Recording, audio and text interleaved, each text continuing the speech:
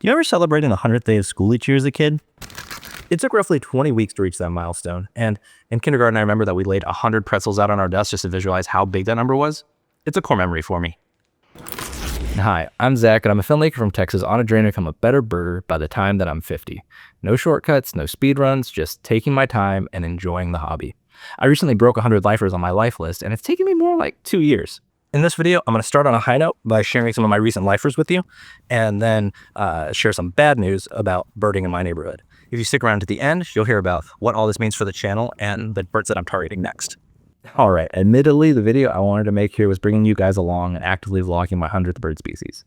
And this is where my lazy listing really comes to bite me. When I posted my first vlog, I should have realized that I had 95 species and I need to make plans to get the next 5 on camera. But when I'm out on the trail with Ruby and the kids, I just, forget about the numbers, snap a lot of photos, and live in the moment. So I'm gonna roam this patch a little bit, maybe see a few birds, and tell you about those recent adventures. If there's something specific I want to explain or think needs further detail, I'll do it from here where I can make sure I get my facts straight.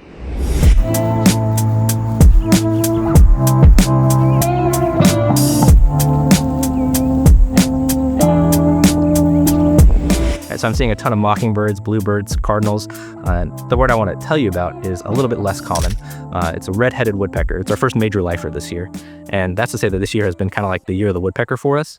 We've seen red-headed, red-bellied, yellow-bellied sapsuckers, downies. Ruby saw a northern flicker. I didn't. I'm not counting that on my list just yet. But anyway, that 4 or 5 species of woodpeckers is like 10% of all the species I've seen this year, which is pretty cool. So we live near Lake Conroe, and the drive between my mother-in-law's house and our house has a pull-off to the lake where we're able to see a lot of bird activity while getting out of the car. If you see my Michael Scott short, I'm talking about the same spot. No, God! And next to that is a plot of undeveloped land that's kind of interesting. It includes different kinds of trees, so conifer trees, deciduous trees, and palm trees as well, and a ton of brush. It's completely undeveloped. I really hope it doesn't turn into a strip mall one day. But in one of the barkless trees, we ended up seeing our first red-headed woodpecker kind of at the start of the year. The interesting thing to me about these guys is, in my opinion, is their coloring is dramatically different from the other woodpeckers I mentioned. So all the woodpeckers share the same 3 colors, red, white, black, and they all look like the album art for My Chemical Romance's 3 Cheers for Sweet Revenge, a very classic album. But most woodpeckers have like stripes or lines across their backs or faces with red patches here and there. But the red-headed woodpecker has like these solid blocks of color on their plumage. Red head, black wings, white body. I think that's really cool, and we hit that spot several times this year, seeing all kinds of birds, but we're really delighted when we get to see the red-headed woodpeckers.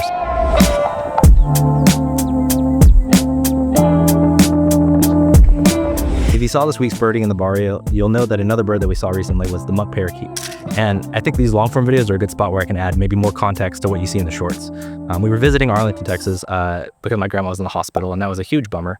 But she's out now and doing much better. She's back home. Something we learned while we were there is that there's only so many hours you can keep toddlers inside of a hospital room, even with toys, coloring books, Play-Doh, nail polish. There's only so much time that it all buys you. So we hopped on eBird in order to try and find a hotspot that's, something for us to do as well as a playground for the kids to do. Instead, we found the Sherry Street substation. This hotspot is pretty much exclusively for monk parakeets, which is interesting to me because I haven't seen any other hotspots like that, not at least down where we live. Just looking at these birds on eBird was super exciting. It got us excited, it got the kids excited, it got my grandma excited for us because they're green and cream and fluffy and just not what you expect when you think of like an urban bird. And maybe this is a good teaching moment.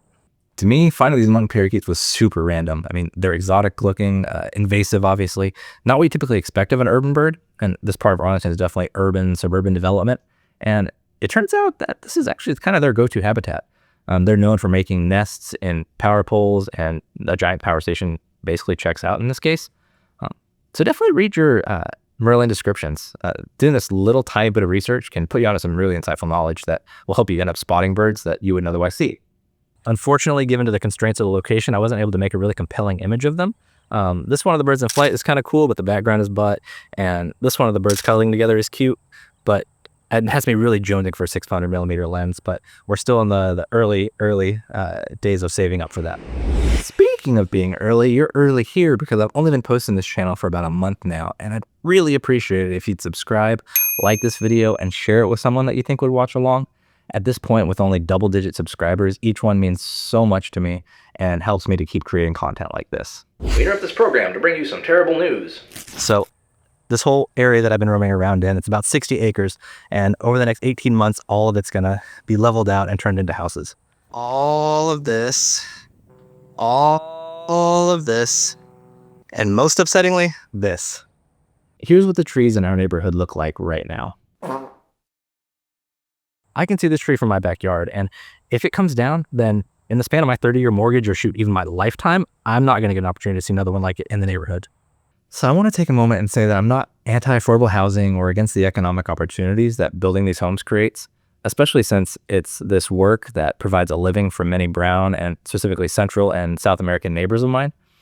Our local economy and many of the businesses around here are built on the income that comes from these exact trades, and I respect what they do, but all of that being said, I'm still really bummed at the impact it's going to have on our local wildlife. I started my birding journey in this trees and brush, and I've seen so many lifers because of it. I mean, even in the last year, we've seen a pair of red-tailed hawks frequent that tree, and once it comes down, I can't imagine ever seeing them in the neighborhood again. So I'm going to vlog the destruction as it happens, insofar as it's safe and legal for me to do.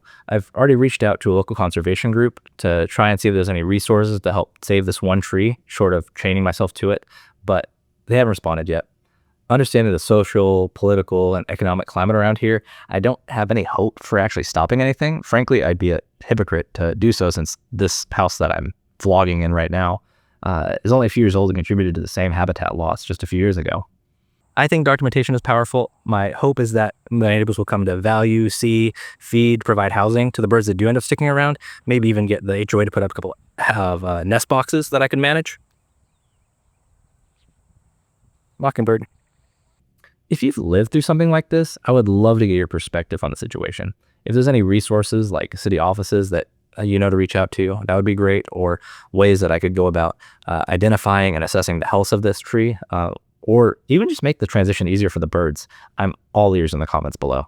So that brings us to what's next. In the spirit of the Year of the Woodpecker, we really want to see the red cockaded woodpecker. This species of woodpecker is endangered due to habitat loss, and so it'd be really meaningful and honestly emotional for us to see it, considering the habitat loss that our neighborhood is contributing to.